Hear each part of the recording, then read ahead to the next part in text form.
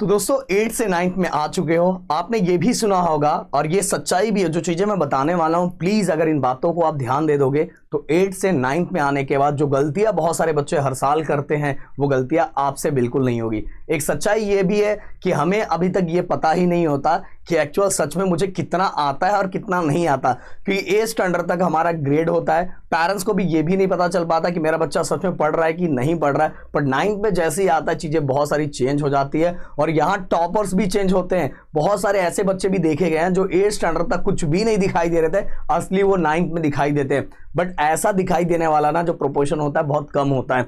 इसीलिए अगर आपका फोकस स्टार्टिंग से रहेगा तो चीजें बहुत आसान होगी। यहाँ कुछ चीजें मैं आपको दिखाना चाहूंगा और बताना चाहूंगा। देखो 8 और 9 का अगर मैं कंपैरिजन करूं तो 8 और 9 में बहुत ज्यादा फर्क होता है, क्योंकि बहुत सारी चीजें चेंज होती है।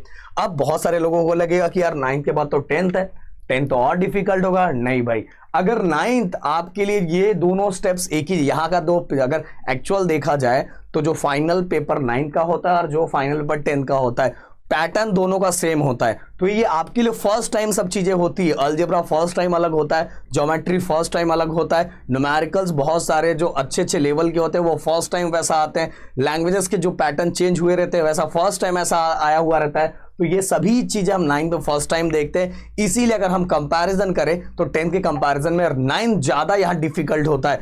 अगर वही चीजें अगर 9th में हमने पूरा फोकस बना लिया, बहुत अच्छे से कर लिया, तो भाई 10th आपके लिए ना बहुत ज्यादा आसान हो जाएगा। अब मैं कुछ बातें बताऊंगा। देखो 9th के अंदर आप सभी को पता है आपका ज्योमेट्री है, अलजेब्रा है, साइंस के अंदर physics, chemistry and bio science का एक ही टेक्स्ट बुक है जो 10th में जाके 2 हो जाएगा। बट इसी टेक्स्ट बुक के अंदर फिजिक्स भी है, केमिस्ट्री भी है एंड बायो भी है। इसके बाद अगर हम बात करें तो हमारा लैंग्वेजेस के अंदर हिंदी, इंग्लिश एंड मराठी, और एसएसटी के अंदर ज्योग्राफी हो गया, पॉलिटिकल साइंस हो गया, देन हिस्ट्री हो गया। इतने सारे सब्जेक्ट अचानक में बढ़ जाते हैं। बड़ा दोस्तों अगर मैं बोलूँ ना, इसको अगर प्रॉपर तरीके से मैनेज करोगे ना, बहुत अच्छे से एक प्लान बना के मैनेज करोगे तो आपके लिए बहुत ज़्यादा आसान हो जाएगा।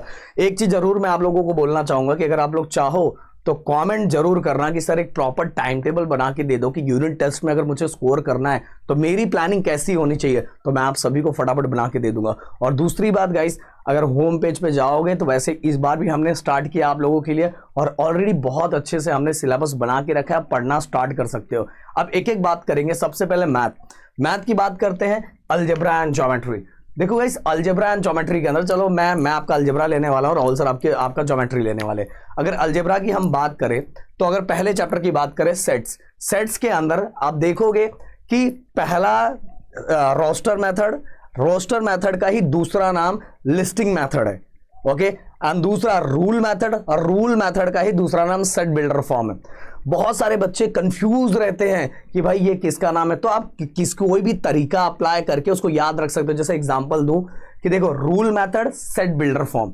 रूल वही कर सकता है जिसके पास बिल्ड हो, ऐसा अगर याद करोगे तो दोनों याद हो गया, रूल मेथड और सेट बिल्डर फॉर्म। रूल वही कर सकता है जो जिसके पास बिल्ड हो, तो रूल मेथड और सेट बिल्डर फॉर्म दोनों एक ही है, ऐसा आप याद कर सकते हो। मतलब कहने का मतलब कि मुझे यह बताना है कि अगर कोई भी चीज है, सेट्स क्या होता है, सेट्स का एक्चुअल मीनिंग क्या होता है, अगर उसकी बेसिक चीजें आप समझना स्टार्ट कर लोगे तो भाई आपके लिए बहुत ज्यादा आसान होगा। इसीलिए अगर आप 9 से मैथ बस क्या कर रहे हो, रट के नंबर रट के बस लिख रहे हो, तो 9 स्टैंडर्ड में और 10 स्टैंडर्ड में बिल्कुल नहीं चलेगा। आपको एक्चुअल उसका मीनिंग समझना पड़ेगा कि इसका मीनिंग क्या है। जैसे हम अगर ज्योमेट्री की बात करें तो ज्योमेट्री के अंदर थ्योरम्स होते हैं जो प्रूफ करना रहता है, बट उसको एक अलग तरीके से प्रेजेंट करना चाहिए। जो हमने अपने ज्योमेट्री के, जो राहुल सर ज्योमेट्री ले रहे भाई, ऑलरेडी आपके राहुल सर इंजीनियरिंग में टॉप किए हुए हैं, और ऐसे टीचर अगर आपको पढ़ा रहे हैं तो बहुत बड़ी बात है। और उनकी चीजें एक एक चीज आप सुनोगे तो आपके लिए ज्यादा अच्छा रहेगा, क्योंकि उन्होंने 10th में 1 2 नहीं 6 सब्जेक्ट में टॉप किया था। तो ज्योमेट्री के अंदर किस तरह से चीजों को प्रेजेंट करना है, कैसे रीजन देना है, ये हैबिट अगर अभी से बना के रखोगे तो यही सेम प्रोसेस आपको किस में कर लेना है, 10th स्टैंडर्ड में। यही हैबिट आपकी 10th स्टैंडर्ड में रहेगी, जिससे 10th स्टैंडर्ड में जो बच्चे अगर ये सभी पैटर्न को फॉलो करके थोड़ा बहुत हार्डवर्क करते हैं, उनका परसेंट गारंटी 100 नहीं 200% बढ़ जाता है। तो इसीलिए जो भी आप कर रहे हो उसके बेस को समझो, उसका एक्चुअल मीनिंग क्या है वो समझो, और इसको कैसे करते हैं वो समझो। ये नहीं कि हर क्वेश्चन का नंबर याद करते जाओ, ये मत करो। उसका एक्चुअल मीनिंग क्या है वो समझो, वो समझ के करना स्टार्ट करोगे तो कैसा भी क्वेश्चन है आप सॉल्व कर लोगे। इसके बाद साइंस की अगर मैं बात करूं तो साइंस के अंदर फिजिक्स हो गया, केमिस्ट्री हो गया, बायो हो गया। अब ये तीनों चीजें जो आपका साइंस होता है वो कॉन्सेप्ट, न्यूमेरिकल्स एंड डायग्राम, मतलब आपके लेवल पे। वैसे अगर आप 11 पे जाओगे तो यहाँ एक चीज मैं और ऐड कर देता, बट चलो अभी वो चीज आपको जरूरत नहीं है। बट अगर मैं इसमें न्यूमेरिकल भी हटा दूं, बट अगर आप बहुत अच्छे स्टूडेंट हो, बहुत अच्छा स्कोर करना है और आगे आपको साइंस के फील्ड में ही कुछ करना है, तो भाई आपको न्यूमेरिकल भी साथ में लेके चलना चाहिए। Concept, numerical and diagram. कोई भी टॉपिक है, कोई भी टॉपिक है, फिर से बता रहा हूं, उसका बेस क्या है, उसका बेस क्या है, क्यों। इवन मोशन का आपको डेफिनेशन आता होगा, बट मोशन का एक्चुअल मीनिंग क्या है, और इसके साथ ही एक्चुअल मीनिंग के साथ ही डे टू डे लाइफ में इसको कनेक्ट करो। अगर डे टू डे लाइफ के साथ इसको कनेक्ट करोगे तो चीजें आपको समझना स्टार्ट होगा, और समझना स्टार्ट होगा तो आपको बहुत ज्यादा मजा आएगा। और साथ में आपके टेक्स्ट बुक में जितने डायग्राम्स दिए हैं उन डायग्राम की बहुत अच्छे से प्रैक्टिस करो, उनको लेवलिंग करो। एटलीस्ट कम से कम 3 to 4 लेवलिंग आपको आना चाहिए, जिससे आपको एग्जाम में पूरे मार्क्स मिले। न्यूमेरिकल्स के लिए देखो, अगर आपका कॉन्सेप्ट क्लियर है तो अगर उससे रिलेटेड कुछ न्यूमेरिकल दिया तो सबसे पहले उसके फॉर्मूले को याद करो, और आपके टेक्स्ट बुक के अंदर जो सॉल्व न्यूमेरिकल है उसका ट्राई ज्यादा करो। जैसे आप उसको कर लोगे फिर टेक्स्ट बुक के जो टेक्सचुअल अनसॉल्व न्यूमेरिकल है वो भी कर लो। बट पहले कौन सा करना है, पहले जो सॉल्व न्यूमेरिकल है वो करना है, उसके अंदर जो फॉर्मूले है उसको लर्न कर लो। एफ मतलब क्या होता है, वी मतलब क्या होता है, ए मतलब क्या होता है, टी मतलब क्या होता है, पी मतलब क्या होता है, ये सभी चीजें आपको पता रहना चाहिए। अगर पी का पी है तो उसका यूनिट क्या है, ए तो है मतलब एक्सेलरेशन है तो उसका यूनिट क्या है, पी मतलब मोमेंटम है तो उसका यूनिट क्या है, वी मतलब वेलोसिटी है तो उसका यूनिट क्या है, स्पीड है तो उसका यूनिट क्या है। ये सभी चीजें, छोटी छोटी चीजें अगर आपको पता है तो भाई आप क्या करोगे, अभी से ही आगे की तैयारी करना स्टार्ट कर दोगे, मतलब आगे मतलब 10th स्टैंडर्ड की। ये सभी जानना बहुत जरूरी है। और बायो की अगर मैं बात करूं तो बायो में बहुत ज्यादा कॉन्सेप्ट के साथ ही बहुत ज्यादा इंपॉर्टेंट होता है आपका डायग्राम। ये दोनों चीज आपको समझना बहुत जरूरी है। मैं बोल रहा हूँ ये सभी चीजें ना अपने चैनल पे हमने आसान कर दी है, बहुत ज्यादा आसान कर दी है। बस जाके वीडियो देखो, आपका काम ऑलरेडी हो जाएगा, बट आपको इसी वाइज जाना है। इसके बाद लैंग्वेजेस की बात करो। देखो गाइस, मैं देखता हूँ, मैं ये चीजें मैं देखता रहता हूँ, और बहुत सारे बच्चे आके मुझे बताते भी हैं कि उनके यहाँ ऐसा हो रहा है, वैसा हो रहा है। बहुत सारे जगह पे लैंग्वेजेस अभी भी पुराने तरीके से पढ़ाया जा रहा है, पुराने पैटर्न को ही फॉलो किया जा रहा है, जबकि बोर्ड ने पैटर्न बिल्कुल चेंज कर दिया है। अब अगर उसी पुराने पैटर्न को फॉलो करके जाओगे तो भाई 10th स्टैंडर्ड में आपका बिल्कुल स्कोर नहीं होगा। मैं बता रहा हूँ, मेरे ऑफलाइन क्लास में हो गया या ऑनलाइन में हो गया, ऑनलाइन में जो हमारे बैचेस चलते हैं, ऐसे बहुत सारे बच्चे थे जिनका खुद का स्कोर लैंग्वेजेस के अंदर 55, 60, 45 ऐसे आसपास था। बट एक्चुअल क्यों, वो बच्चे बहुत टैलेंटेड थे, और टैलेंटेड के साथ मेरा वो मिक्सचर जो हमने उनको रास्ता दिखाया कि लैंग्वेजेस में इस तरह से स्कोर करते हैं, एक्चुअल ये पैटर्न इस तरह से है। उन बच्चों ने 90 के ऊपर, इवन 95 प्लस भी बच्चों ने स्कोर किया लैंग्वेजेस में, जो उनके टीचर्स के लिए शॉकिंग था, जो उनको पढ़ाते थे। वो बोलते थे भाई ये ऐसा कैसे हो गया, ऐसा तो निकाल ही नहीं सकता, लगता है इसको कुछ मार्क्स मिल रहा है। ऐसा कुछ नहीं है भाई। देखो लैंग्वेजेस में सबसे ज्यादा सिंपल है, लैंग्वेजेस में सच्चाई ये बोला जाए तो कुछ इतना ज्यादा पढ़ने जैसा है ही नहीं है। अगर आप पोएम सेक्शन, एप्रिसिएशन वाला सेक्शन, एप्रिसिएशन, देन इसके बाद passage, grammar and writing skill, ये वाला पार्ट कर लेते हो तो आपका काम हो जाएगा। बोलोगे सर इतना पार्ट आपने बता दिया। देखो मैं सबसे पहले ग्रामर एंड राइटिंग स्किल के पार्ट पे आता हूँ।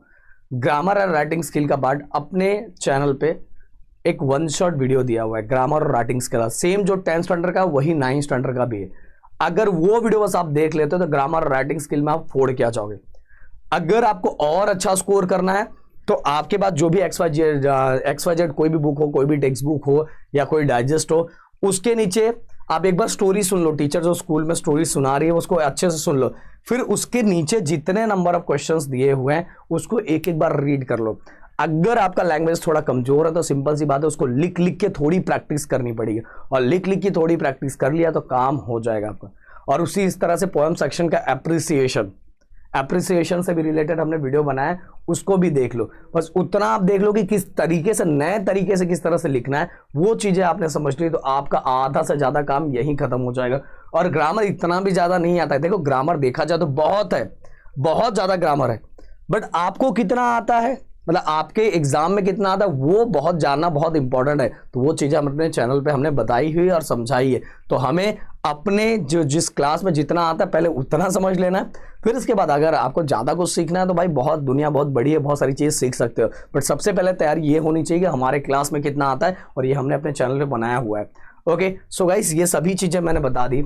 आप सबसे पहले कॉमेंट करके मुझे ये बताओ कि आप 9th में आपका टारगेट क्या है, आप कितना स्कोर करना चाहते हो, आप क्या चाहते हो कि सर बस इतना आ जाए, अपना काम सेटल हो जाएगा, अपना काम हो जाएगा। देखो इस एक चीज जरूर मैं बताना चाहूंगा। आई थिंक इन्होंने एसएसटी का, एसएसटी के बारे में अगर मैं बताना चाहूँ तो हिस्ट्री ओनली टेक्सचुअल क्वेश्चन करो, हो जाएगा। ज्योग्राफी टेक्सचुअल क्वेश्चन करो, हो जाएगा। इवन साथ में जो थोड़े मैप दिए हैं उनकी प्रैक्टिस करो, मैप से रिलेटेड वीडियो अपने चैनल पे उसको देख लो, समझ जाओगे। इवन पॉलिटिकल साइंस का भी जो टेक्सचुअल क्वेश्चन है वो करोगे तो भी हो जाएगा। बट साइंस का टेक्सचुअल के चक्कर में मत पड़ना, ओनली टेक्सचुअल, क्योंकि हमारा टारगेट 10th भी है। तो हमें पूरी चीजें समझ के एक स्टोरी की तरह समझ के पूरा लर्न कर रहा है, एक स्टोरी की तरह समझ के। इवन मैथ भी मैंने जो तरीका बताया वो अपना, और लैंग्वेज को भी आप अगर टेक्स्ट बुक टच, देखो टेक्स्ट बुक टच करना इसलिए जरूरी है, थोड़ा रीड करने की हैबिट होगी और नए नए वर्ड्स हमारे दिमाग में आएंगे। पर बाकी अगर आप स्कोर करते हो तो वो स्कोर करवाने का तरीका थोड़ा अलग होता है। बाकी आप चैनल को फॉलो करते रहो, सब चीजें धीरे धीरे आती रहेगी जिसमें हम आपके कॉन्फिडेंस को बूस्ट करते रहेंगे। मिलते हैं नेक्स्ट वीडियो में। Thank you so much guys, जय हिंद एंड जय महाराष्ट्र दोस्तों।